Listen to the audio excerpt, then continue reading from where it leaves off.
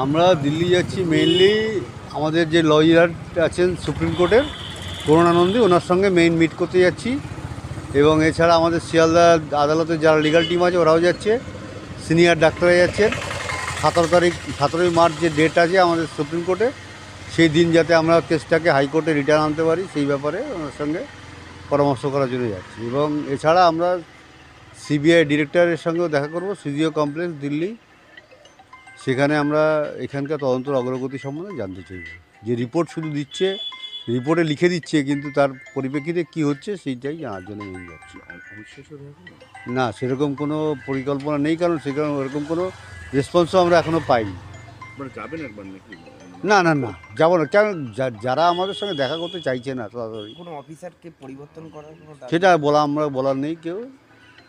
সেটা যদি আদালতের কাছে প্রশ্ন রেখেছি, আদালত যদি মনে করে তাহলে আদালত সেই ব্যবস্থা নেবে।